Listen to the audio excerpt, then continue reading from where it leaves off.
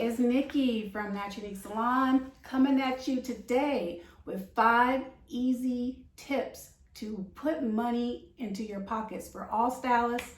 5 easy ways you can do this right now.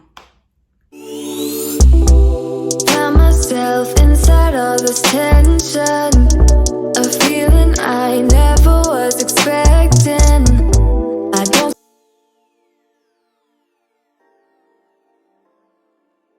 Thank you so much for watching my video. Again, I'm Nikki Parker. I'm the owner of Naturally Salon, and I am coming at you in my office, from my office, I should say, in my salon. I wanted to make a quick video to help other stylists bring money into their pockets during these times where, you're trying to think of how I'm gonna, add extra income, how I'm gonna get more money. Do I need to work a second job? No, there's some things that you're doing right now in your salon that you're losing money in. So I'm gonna help you out, and I'm gonna give you 5 easy tips on how to put money back into your pockets. So the first tip I always say is charge for consultations. There are people that offer free consultations, but to me and in my salon, we charge for consultations. You can start as little as $25 and you can bring it on up. I charge $45 for a consultation, and time is money. So that's why I charge consultation, because instead of just talking, you could be doing somebody's hair and getting paid for it. So anytime you have somebody sitting in your chair, even if it's just talking to them, evaluating their hair, answering their questions, you need to be compensated for that. So that's why you have consultations, and you can charge them right then and there, or you can add the charge on top of the service, but you need to charge for consultations. And when I do the consultation, my consultation could be like anywhere from 30 minutes to 45 minutes. So you still gonna, I charge. And do not answer your phone where you're asking, they're gonna ask you a whole bunch of questions, and you're answering questions like, how can I take care of my hair? What product should I use? Can you start locks on this amount of inches? How long do I need to have to start locks? What colors? I like my hair colored. Just all these questions that they're putting at you, rushing at you on the telephone. Just tell them politely that the best thing to do, I recommend, is coming in for a consultation so I can evaluate your hair. We can go over everything, all your questions, and I'm able to give you a proper consultation of recommending what we can do for you.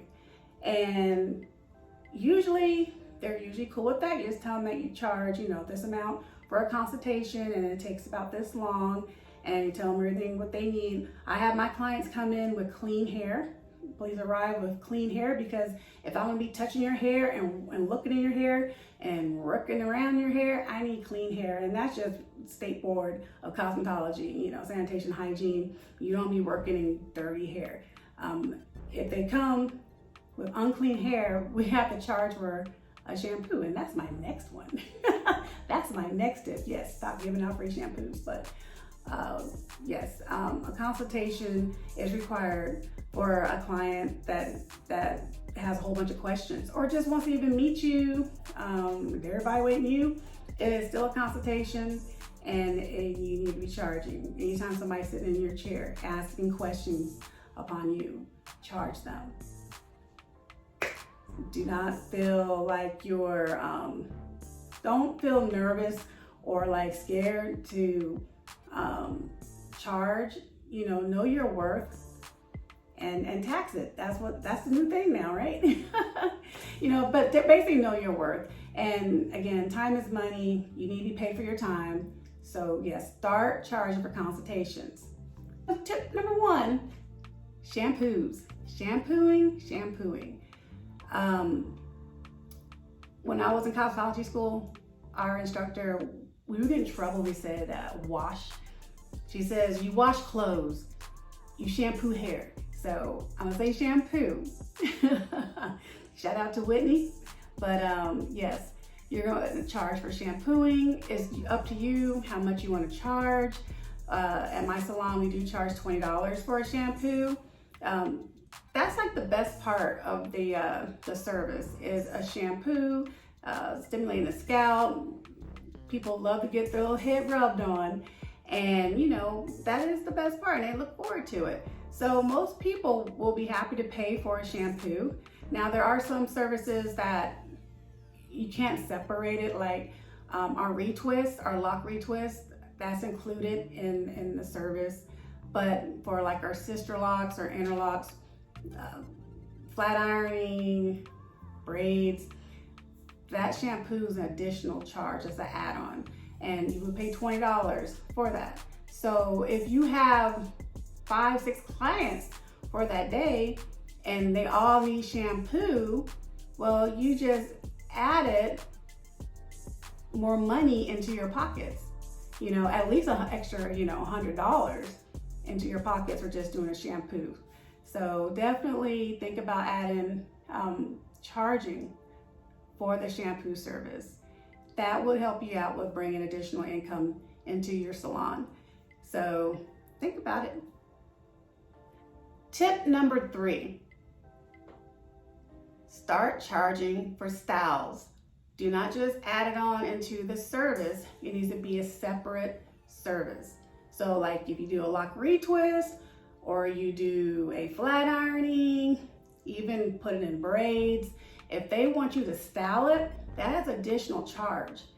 Some salons, they charge anywhere from $20 on up, depending on the style itself. Of course, the more time it takes, the more money you should be charging for that style. So definitely I would recommend charging for styles, even if it's a braid style, an updo, you put it on rollers, any style that you're doing on that client will be a charge, additional add-on to what they're already paying.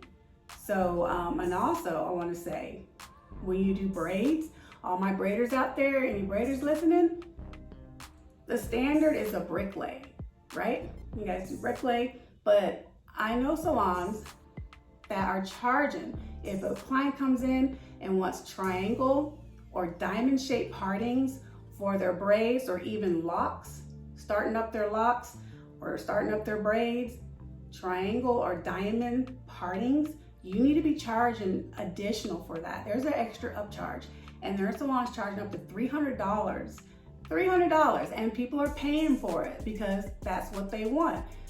People will pay for what they want. So do not be scared to charge additional services, because that's taking time, and it takes a little bit extra time to do a triangle parting, to do a diamond parting. Now, you know, if they just want brick lay, then that'll just be the regular service that, you know, you're charging for. But anything extra like them diamonds and them triangles, you need to increase that price, and they'll pay it. Definitely pay it. Just add it onto your service list. You know, diamond partings, $200 additional. If you want it, go on and click that. Well, we're going to hook you up, the add-on service. So you just made an additional $200 on that braid service, like that. And if you're quick at starting up diamond shapes and triangle shapes, then that'll be awesome for you. But definitely think about charging extra when you're doing any lock styles, any braid styles, any styles at all. If you're doing a flat iron and they want curls, extra charge from curls, honey. So yeah, definitely think about quick, easy way. Do that now. You can do that today. You can do that tomorrow. Whenever your clients, or just add your those services onto your you do an online booking, definitely add those services, and you'll bring more income into your salon when you charge additional for the lock styles or any styling, and any partings for your braids if you're doing the triangle or diamond shaped partings. Definitely upcharge for that. And we're gonna move on to tip number 4. Tip number 4, require deposits. If you start requiring deposits for these appointments, people will show up. People tend not to show up when they haven't put a deposit down. But if they have put a deposit down on a service, they normally will show up for their appointment, because deposits, and make sure you state non-refundable. for the deposit. It doesn't have to be the whole amount of the service, but just some of it, at least. And I recommend at least $60 and up for a deposit. I have deposits that are $250, and majority of the clients do show up when they put down $250 for their service. So definitely charge or require a deposit when you have these appointments, especially the ones that are going to be a little bit time consuming. So like sister locks, yeah. I had to block out 2 days for these clients, so they have to pay me a non-refundable deposit of $250, which is just saying in good faith that I'm going to show up for my appointment. And that $250 goes towards their service. So it's all together. If they decide not to show up, then yes, they will lose that $250, and they would have to put another $250 down.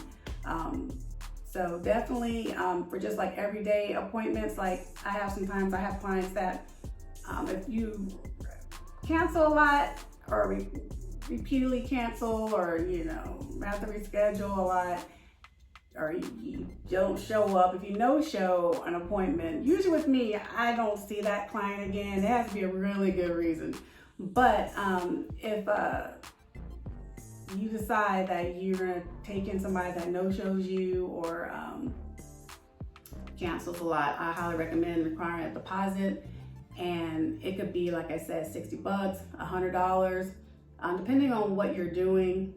And but just kind of a portion of that amount of that service. So at least they paid a little bit up front. And I don't know why, some clients kind of they don't like deposits, but I feel like you're paying for your service, up front, some of it, Sometimes, some people charge them the whole amount up front, but, I don't charge them the whole amount up front. I just ask for, a portion of it so that, you'll have a small balance left.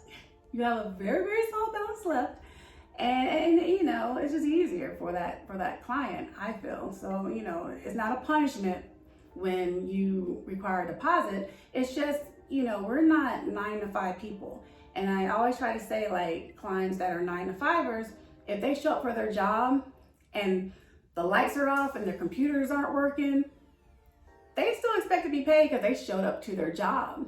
It's not their fault that the computers aren't working. So they go by the water cooler or they go play on their phone until everything's working, right? But they're still getting paid while they're there at that job.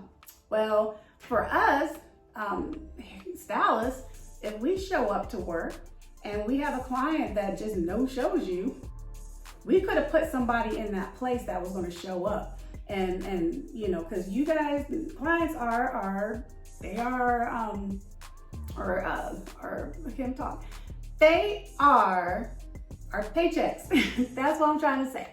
Clients are our paychecks. So if they don't show up, you ain't getting paid, right? Right. So I always try to do that analogy, like, and usually when I say that to a 9-to-5er, they kind of get it, like, oh yeah, I understand why you do what you do. But yeah, require a deposit, and that will help you out. It's still, you're losing money even if they didn't show up or they had to cancel, but at least you get a small portion. It's not like totally zero. You got something. But you always want your client to show up for their service because that's how you make money. That's how, you eat. You don't eat if you don't work. So you want to be working, you want your clients showing up. And usually clients that put down a deposit will show up for their appointments. So definitely do tip number 4, start requiring a deposit. And I think that you'll be a little bit happier with that. And you can start that now.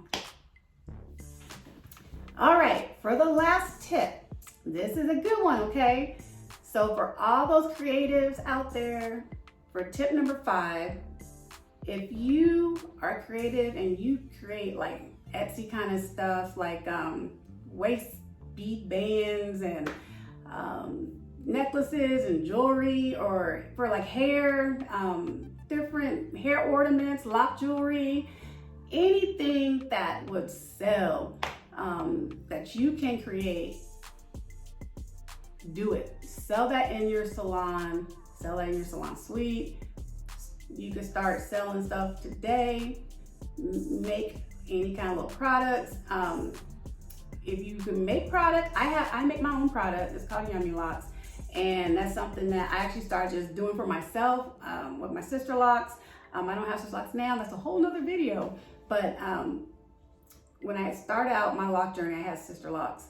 And I made a product because it was hard. It was back in 2007. It was hard to find products for natural hair and locks. Now it's zillions of products. But back in the day, it was very hard to find something. So I got on this one site, Naturality, and started, kind of playing with recipes and different, natural products, and just kind of like Carol's daughter in the kitchen, just making stuff. And then I created Yummy Locks, a moisturizer. Then it kind of built off to lock tightener and oils and shampoos. And that's something I sell just directly in my salon, and then 2 other salons, one in Texas and one also out near Tulsa, Oklahoma. But yes, it helps bring in more income into your salon if you're selling your own product. Why sell somebody else's stuff when you can make your own, right? And I do sell other companies' items that, I don't make. So retail. So, you can also do that. That brings income into your salon. But I do retail products. I retail my own product. And I do have people that do create like lock jewelry, and I sell that.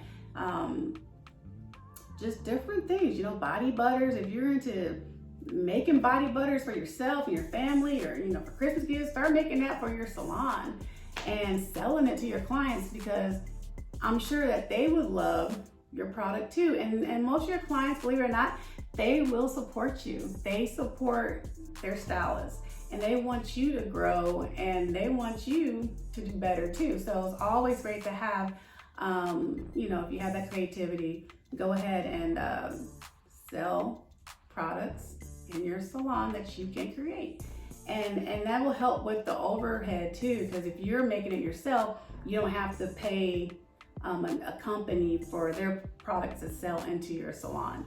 So if you're making it yourself, you're getting all the materials. Usually you can do it a whole lot for less, and then figure out how much you would need to make money off of that product. So yeah, tip number 5, I would say sell your own products, or sell creative like body butters, lock jewelry, just anything that you can create yourself. You sell that in your salon, definitely. So we went over 5 easy ways you can start right now with bringing money into your salon, starting, like I said, right now. So definitely start charging for your consultations. Definitely start charging for styles. Definitely start charging for shampoos. Definitely start charging, making your own product. So yes, 5 easy ways. If you like this video, definitely hit the thumbs up. Subscribe if you haven't hit that subscribe down there, and hit the bell for new videos. I'm getting better with making videos, so please be patient with me, but I'm working on it, and this is actually kind of like fun for me to be able to help others. And I've seen that my video with how to bring in income for stylists is doing pretty well. So I wanted to make another video a little bit different, telling some more tips and some ways to definitely bring in more income into your salon. So yeah, definitely check back for another video, and thank you so much for watching. Bye. Found myself inside all this tension.